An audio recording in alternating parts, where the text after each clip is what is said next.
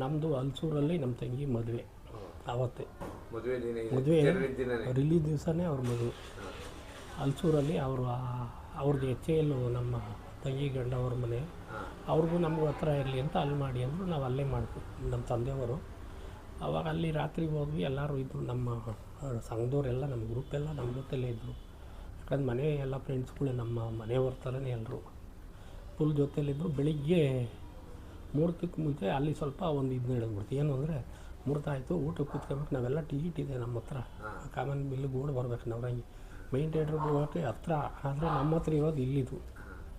ಅಲ್ಲಿ ಹೋಗ್ಬಿಟ್ಟು ಫಸ್ಟ್ ಎಲ್ಲ ನೀವು ಹೋಗಿ ನಮ್ಮ ಹುಡುಗರು ಒಂದು 20-30 ಜನ ಇದ್ವಲ್ಲ, ನೀವು ಮೊದಲು ಊಟ ಕೂತ್ಕೊಂಬಿಡ್ರಿ ಅಂದರೆ ಅಲ್ಲಿ ನಮ್ಮ ಮನೇಲಿ ಸ್ವಲ್ಪ ನನ್ನ ಮೇಲೆ ಬೇರೆ ಥರ ತಿಳ್ಕೊಂಡ್ರು. ಇವನು ಇದೆಲ್ಲ ಓಡಾಡಬೇಕು, ಇವನೇ ಫಸ್ಟು ನೆಂಟರು ಬಿಟ್ಟು ಇವ್ರು ಕೂಡಿಸ್ತಾನೆ. ನಾನು ಹಂಗಲ್ಲ, ಅಲ್ಲಿ 1 ಗಂಟೆ ಶೋ ಹೋಗ್ತಾರೆ ಅಂದ ನಾನು ಬೈದ್ಬಿಟ್ರಲ್ಲ ಅಂತ ನಾನು ಕೊನೆಗೆ ಊಟನೂ ಮಾಡಲಿಲ್ಲ.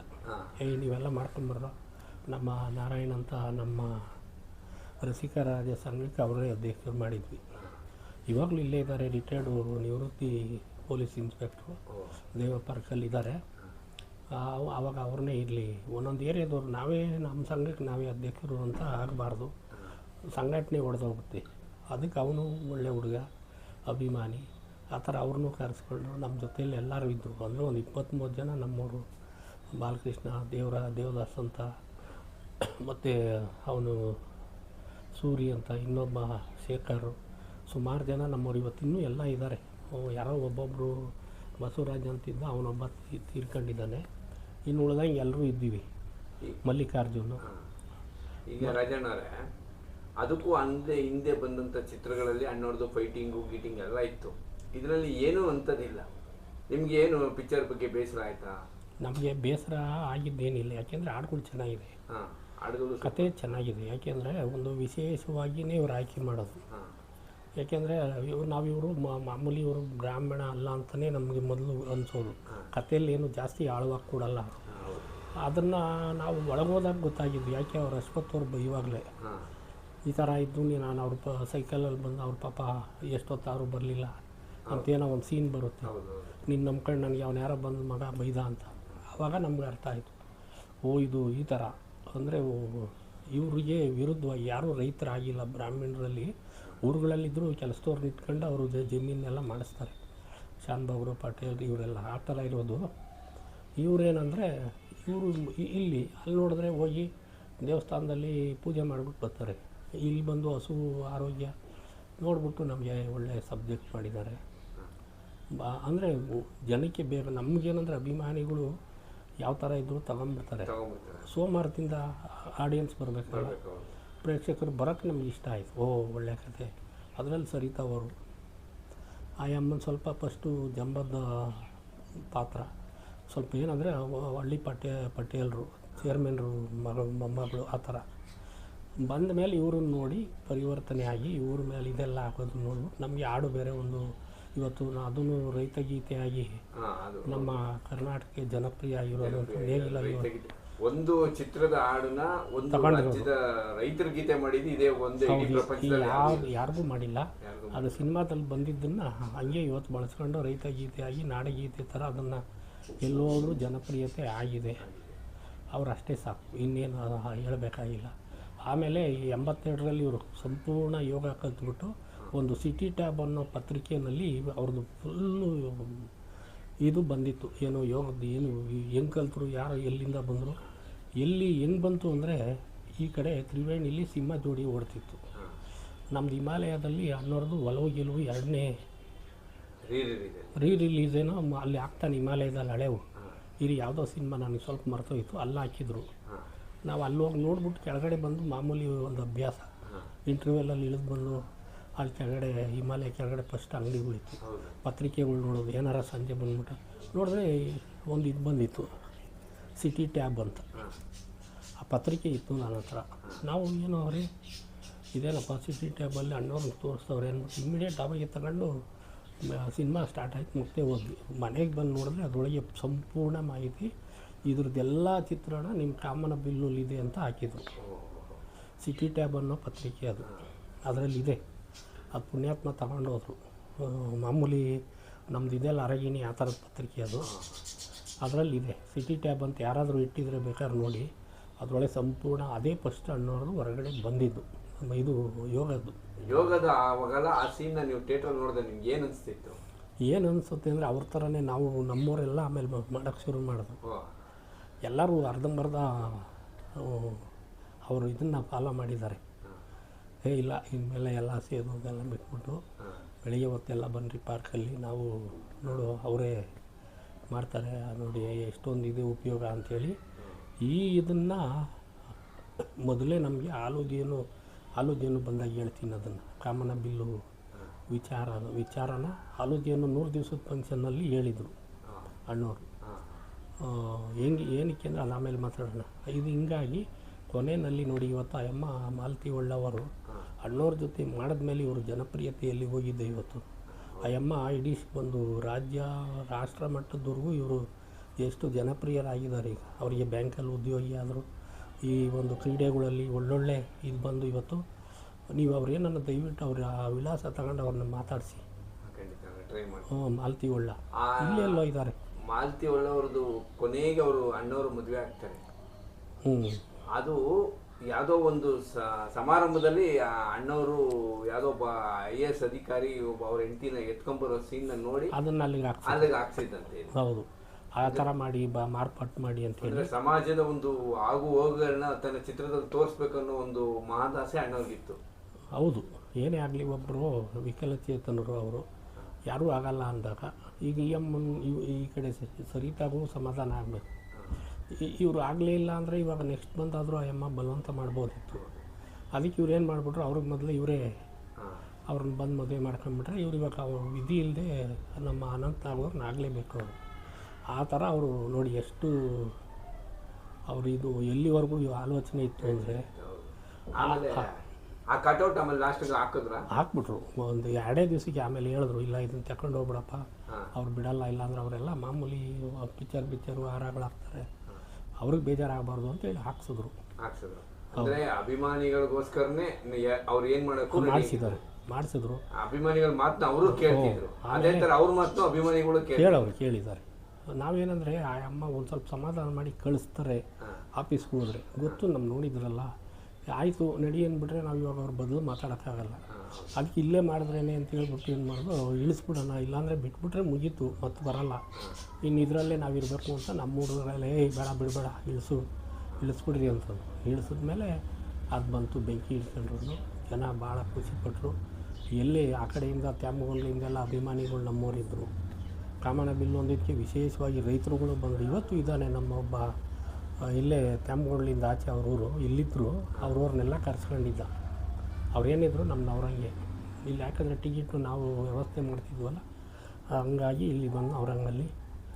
ಅದಾದಮೇಲೆ ಬಂಗಾರ ಮನುಷ್ಯನಿಂದ ಅಷ್ಟು ಜನ ಪರಿವರ್ತನೆ ಆದರು. ಕಾಮನ ಬಿಲ್ಲಿನಿಂದನೂ ಯೋಗಾಸನ ಅನ್ನೋದನ್ನು ಎಲ್ಲರೂ ಮಾಡ್ತಿದ್ರು. ಯೋಗಾಸನಕ್ಕೆ ನಮಗೆ ಗೊತ್ತಿರೋ ಹಂಗೆ ನಮ್ಮ ಬೆಂಗಳೂರಲ್ಲಿ ಈ ನಮ್ಮ RPC ಲೇಔಟಲ್ಲಿ ಓಂಕಾರಪ್ಪ ಅಂತ ಒಬ್ಬರಿದ್ದಾರೆ. ಅವರೇ ಓಂಕಾರ ಹಾಕಿದ್ದು ಯೋಗಾಸನಕ್ಕೆ. ನಮಗೆ ಗೊತ್ತಾಗಿದ್ದು ಯೋಗಾಸನ ಅಂದರೆ ಓಂಕಾರಪ್ಪ ಅಂದರೆ ಅವ್ರು ಇದ್ದಾರೋ ಇಲ್ವೋ ಇವಾಗ ಗೊತ್ತಿಲ್ಲ. RPC ಲೇಔಟು ಬೇಕಾದ್ರೆ ಅವ್ರದ್ದೊಂದು ಮಾಹಿತಿ ಇದೆ, ಕೊಡ್ತೀನಿ. ಅದಾದಮೇಲೆ ನಮಗೆ ಗುರುಗಳು, ಅದೇ ನಮ್ಮ ಅಣ್ಣವರು ಹೊನ್ನಪ್ಪ ನಾಯ್ಕರು, ಅವರಿಂದ ಅವರಿಗೆ ಅವರು ಮಠದ್ದು ಗುರುಗಳು ಹೇಳಿ ಕನಸಲ್ಲಿ ಬಂದು ನೀನು ಹೋಗು ಹಿಂಗೆ ಹುಡ್ಕೊಂಡು ದಕ್ಷಿಣಕ್ಕೆ ಒಬ್ಬರಿದ್ದಾರೆ ಅಂತೇಳಿ ಕಳಿಸಿದ್ರಂತೆ. ಅವ್ರು 2 ಸರಿ ಪ್ರಯತ್ನ ಪಟ್ಬಿಟ್ಟವ್ರೆ, ಯಾಕೆ ಚೆನ್ನೈಗೆ ಹೋಗಿ ಇವರು ಏನೋ ಕೇಳ್ಕೊಂಬತ್ತಾರೆ ಅಂದ್ಬಿಟ್ಟು ಆ ಯಪ್ಪನ್ನ ಹಂಗೆ ಕಳಿಸ್ಬಿಟ್ಟವ್ರೆ ಸಿವಿಲ್ ಡ್ರೆಸ್ಸಲ್ಲಿ ಹೋಗಿ. ಅವ್ರೊಂದು ಸ್ವಲ್ಪ ಹಂಗಂಗೆ ಇದ್ರಲ್ಲ, ಸ್ವಲ್ಪ ಮೀಸೆ ಹಿಂಗೆ ಬಿಟ್ಕೊಂಡು ಏನೇನೋ ಕೆಲಸ ಕೇಳ್ಕೊಂಬತ್ತಾರೆ, ದುಡ್ಡು ಕೇಳ್ತಾರೆ, ಇದ್ದರೂ ಇಲ್ದಾಗಿದೆ. ನೆಕ್ಸ್ಟ್ ಇವ್ರು ಬೇಜಾರಾಗಿ ಒಂದು ಸರಿ ಹೇಳ್ಕೊಂಡಿದ್ರು. ನಮ್ಮ ಚಿಕ್ಕಣ್ಣವರು ನನಗೆ ಅದನ್ನು ಹೇಳಿದ್ರು. 3ನೇ ಸರಿ ಏನು ಮಾಡಿದ್ರಂತೆ, ನಾನು ಯಾಕೆ ಹೋಗಬಾರ್ದು ಅಂತೇಳಿ ಜೀಪ್ ತಗೊಂಡು ಡ್ರೆಸ್ಸಲ್ಲೇ ಹೋಗೋರು. ಆವಾಗ ಯಾರು ಸರ್ ಅಂತ ಹಿಂಗೆ ಬಂದಿದ್ದೀನಿ ಹುಬ್ಳಿಯಿಂದ ಆವಾಗ ಹೇಳ್ಬಿಟ್ರಂತೆ, ಇದು ಯಾರೋ ಬಂದವ್ರಿ ಬಿಡಿ ಅಂದ್ರು. ಒಳಗೆ ಹೋದರೆ ಹೋಗಿ ಹೇಳಿದ್ರು, ಸಾರಿ 2 ಸರಿ ಬಂದು ಹೋದೆ. ಆವಾಗ ಹೌದಾ ಯಾರು ಹೇಳಿದ್ರು, ಇವರು ಬಿಡಲಿಲ್ಲ ಸರ್ ಯಾರೂ ಹುಬ್ಳಿಯಿಂದ, ಅಂದರೆ ಏನೋ ಕೆಲಸ ಕೇಳ್ಕೊಂಡು ಏನಕ್ಕೋ ಬಂದಿರ್ಬೋದು ಅಂತ ನಾನೊಂದು 5 ನಿಮಿಷ ಮಾತಾಡಬೇಕು ಅಂದೆ, ಯಾರೂ ಬಿಡಲಿಲ್ಲ ಅಂದರು. ಆಮೇಲೆ ಬನ್ನಿ ಕೂತ್ಕೊಳ್ಳಿ ಅವ್ರ ಬಗ್ಗೆ ನಾನು ಚೆನ್ನಾಗಿ ಕೇಳ್ತೀನಿ ಅಂತೇಳಿ ತಪ್ಪಾಯಿತು ಅಂತ ಕುಂಡ್ರಿಸಿ ಮಾತಾಡಿ ಒಪ್ಪಲಿಲ್ವಂತೆ ಸ್ಟಾರ್ಟಿಂಗ್ ಅವ್ರಿಗೆ. ನಾನು ಅಷ್ಟೊಂದು ನಾನು ಮಾಡಿದ್ಮೇಲೆ ಅದಕ್ಕೊಂದು ಗುರಿ ಮುಟ್ಟಬೇಕು. ಸುಮ್ಮನೆ ಏನೋ ಕಲ್ತ್ಬಿಟ್ಟು ನಿಮ್ಮ ಭಗವಂತಕ್ಕೆ ಬೇಡ, ನನ್ನ ದಯವಿಟ್ಟು ಇಲ್ಲ. ಅವ್ರು ಹೇಳಿದ್ರಂತೆ ಸಿದ್ಧಾರೂಢ ಮಠದಲ್ಲಿ ಸ್ವಾಮೀಜಿಗಳಿಗೆ ಇದಾಗಿದೆ, ನಿಮ್ಮನ್ನೇ ಹುಡ್ಕೊಂಡು ಬಂದಿದ್ದೀನಿ ಅಂತ ಅವ್ರು ಹೇಳಿದ್ರು. ನಿಮಗಿದೆ ಆ ಒಂದು ಶಕ್ತಿ, ಈ ಥರ ಇರೋದೇ ಅವರಿಗೆ, ಹೋಗಿ ಕಲಿಸು ಅಂದ್ರಂತ.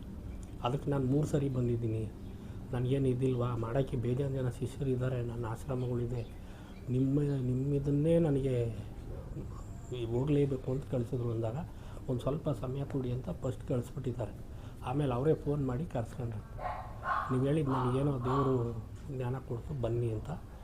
ಅವರು ಕರೆಸಿ ಕುಂತ್ಕೊಂಡು ಮಾತಾಡಿ ಇದಕ್ಕೆ ಏನೇನು ಹೆಂಗೆ ನಾನು ತಯಾರಾಗಬೇಕು ಅಂತೆಲ್ಲ ತಿಳ್ಕೊಂಡ್ಮೇಲೆ ನೀವೇನು ಹೇಳಬೇಡಿ, ನಾನು ಹೇಳ್ದಂಗೆ 1 ವಾರ ನೀವು ಫಾಲೋ ಮಾಡಿ, ಆಮೇಲೆ ನೀವೇ ನನಗೆ ಹೇಳ್ಕೊಡ್ತೀರಾ, ದೊಡ್ಡ ಗುರುಗಳಾಗ್ತೀರಾ ಅಂತೇಳಿ ಹೇಳಿದ್ಮೇಲೆ ಇವರು ಕೈ ಹಾಕಿ ಆವತ್ತಿಂದ ಸ್ಟಾರ್ಟ್ ಮಾಡಿದ್ರು. ಈ 83ರಲ್ಲಿ ಅಲ್ಲಿ ನೋಡಿ 3-4 ವರ್ಷ ಆಗಿದ್ರು, ಎಲ್ಲೂ ಒಂದು ಸೀನ್ ತೋರಿಸಿಲ್ಲ ಯಾವ ಸಿನಿಮಾದಲ್ಲೂ. ಕೆರಳಿ ಸಿನಿಮಾದಲ್ಲಿ ಒಂದು ಸುಮ್ಮನೆ ಹಿಂಗೆ ಒಂದೇ ಒಂದು ಕಾಲಲ್ಲಿ ಹಗ್ಗ ತೆಕ್ಕೊಳ್ಳೋದು ಒಂಚೂರು ತೋರಿಸಿದ್ರು, ಜನಗಳಿಗೇನೋ ಎಕ್ಸೈಟ್ ಮಾಡ್ತಾರೆ ಇರ್ಬೋದು ಅಂತ. ಯೋಗಾಸನದ್ದು ಅದೆಲ್ಲ, ಯಾಕೆಂದರೆ ದಮ್ ಹಿಡ್ಕೊಂಡು ಇದ್ರೇ ಅಷ್ಟು ಬಗ್ಗಕ್ಕೆ ಸಾಧ್ಯ. ಅದನ್ನು ಅದರಲ್ಲಿ ಒಂಚೂರು ತೋರಿಸಿದ್ರು, ನಮ್ಮಗಳಿಗೆ ಅವೆಲ್ಲ ಅರ್ಥವಾಗಲಿಲ್ಲ.